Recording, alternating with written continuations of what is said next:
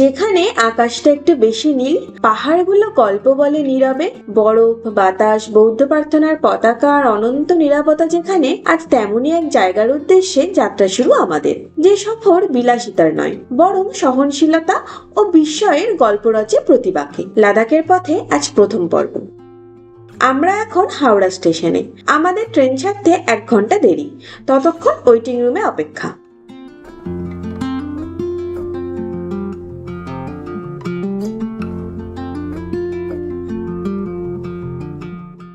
নির্দিষ্ট সময় আমাদের ট্রেন ঢুকলো প্ল্যাটফর্মে। আমরা কলকাতা থেকে প্রথমে দিল্লি যাচ্ছি 12301 হাওড়া নয়াদিল্লি রাজধানী এক্সপ্রেসে, যেটা গয়া হয়ে যায়। হাওড়া স্টেশন থেকে বিকেল 4:50 ছেড়ে পরের দিন সকাল 10:05 দিল্লি পৌঁছায়। রবিবার বাদে সপ্তাহের 6 দিনই চলে এই ট্রেন।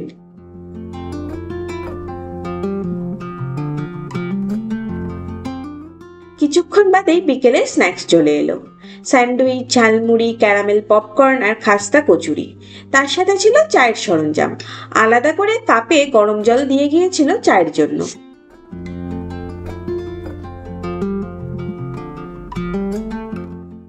আমরা লাদাখ গিয়েছিলাম কলকাতার এক বিখ্যাত ভ্রমণ সংস্থার সাথে। ওনাদের ট্যুর প্যাকেজ শুরু হয়েছিল শ্রীনগর থেকে। সেই মতো আমরা সরাসরি কাশ্মীর গেলেও পারতাম, কিন্তু আমাদের ইচ্ছা ছিল নতুন কাটরা শ্রীনগর বন্দে ভারত চড়ার। তাই প্রথমে দিল্লি যাচ্ছি, দিল্লি থেকে কাটরা, আর তারপর কাটরা থেকে যাব শ্রীনগর।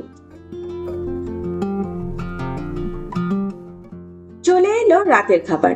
আলু পটল ভাজা, ভাত, পরোটা, ডাল, বাটার চিকেন আর দই। অন্যান্য ট্রেনের খাবারের তুলনায় রাজধানীর খাবারের মান ভালো। সকালবেলা ঘুম ভাঙতেই জানলার পর্দা সরিয়ে দেখি আকাশ বেশ মেঘলা। বৃষ্টিও পড়ছে বেশ ভালোই। কলকাতা থেকে দিল্লি অব্দি বেশিরভাগ পথেই বৃষ্টি পেয়েছি। আগস্টে ভারতে বেশিরভাগ অঞ্চলেই ভরা বর্ষা চলে, তবে লাদাখ তার ব্যতিক্রম। লাদাখ বৃষ্টির ছায় অঞ্চল, হিমালয়ের পেছন দিকে অবস্থিত। হিমালয় পর্বতমালা বর্ষার মেঘ আটকে দেয়, তাই পাশের হিমাচল ও কাশ্মীরে ভারী বৃষ্টি হলেও লাদাখে খুবই কম বৃষ্টি হয়। আগস্টে তাপমাত্রা থাকে দিনে 15 থেকে 25 ডিগ্রি সেলসিয়াস, রাতে 5 থেকে 10 ডিগ্রি সেলসিয়াস।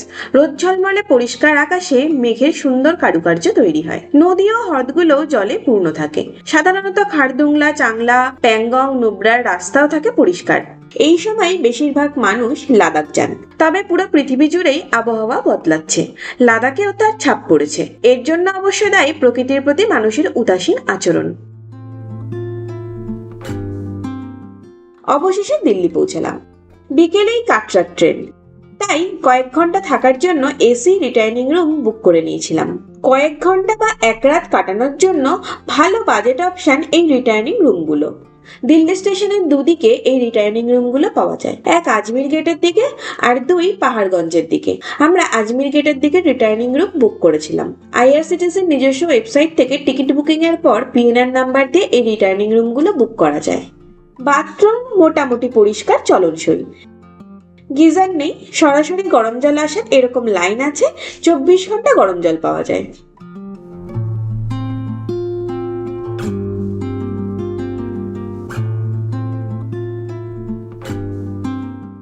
এবার চলেছি 22477 নিউ দিল্লি কাটরা বন্দে ভারত ধরতে।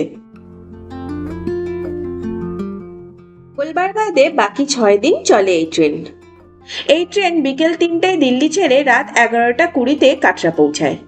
দুপুরে যে বন্দে ভারত কাটরা থেকে দিল্লি ঢোকে, সেটাই আবার বিকেলে দিল্লি থেকে কাটরা যায়। প্রচন্ড বৃষ্টিতে পাহাড়ে ধস, তাই দিল্লিতে ট্রেন ঢুকলো 1 ঘন্টারও বেশি দেরিতে। আমাদের ট্রেন ছাড়তে ছাড়তে 1.5 ঘন্টারও বেশি লেট হয়ে গেল।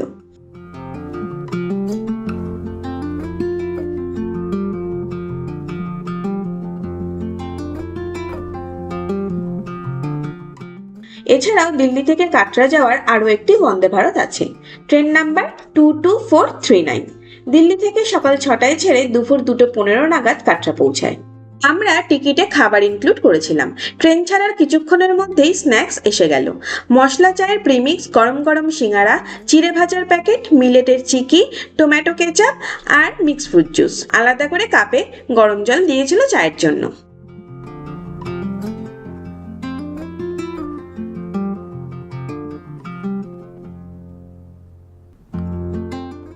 দিল্লি থেকে কাটরা যেতে দুটো রাজ্য, পাঞ্জাব ও হরিয়ানা, এবং দুটো কেন্দ্রশাসিত অঞ্চল দিল্লি ও জম্মু কাশ্মীর অঞ্চল পার করব আমরা।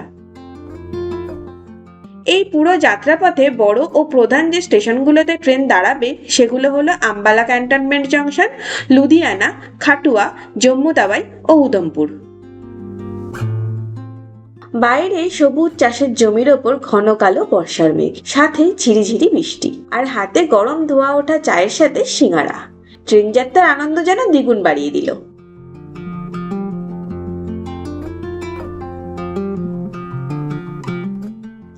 আমাদের সোনার বাংলা যে শস্য শ্যামলা তা আমাদের সকলেরই জানা, কিন্তু পাঞ্জাবের চাষের জমিগুলো যেন আরো একটু বেশি সবুজ।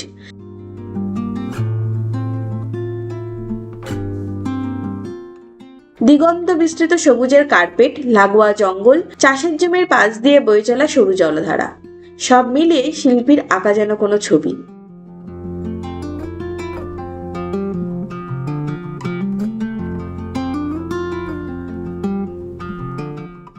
বৃষ্টি হয়েই যাচ্ছে। ইতিমধ্যে কাটরার পাহাড়ে ধস নামার খবরও পাচ্ছিলাম, তাই সবকিছুর মাঝে একটু চিন্তাও হচ্ছিল।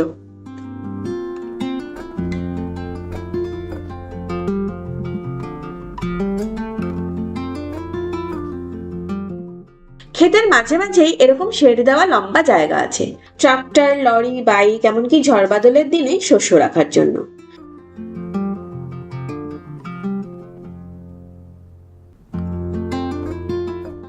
চলে এলো রাতের খাবার। ভাত, পরোটা, পনির, ডাল, আলু পটল ভাজা আর দই, এরপর আইসক্রিম দিয়েছিল। কাটরা নামতে প্রায় রাত 12টা বাজলো। স্টেশন থেকে 10 মিনিট ওয়াকিং ডিস্টেন্সে আমাদের হোটেল কাটরা হিলস। একটা অটো নিয়ে চলে এলাম। বেশ ভালো হোটেলটা, ঘর খুবই পরিষ্কার, তবে এই হোটেলে কিন্তু লিফট নেই। এখন রাত প্রায় 1টা বাজে। কোনো মতে ফ্রেশ হয়ে ঘুমিয়ে পড়ার পালা।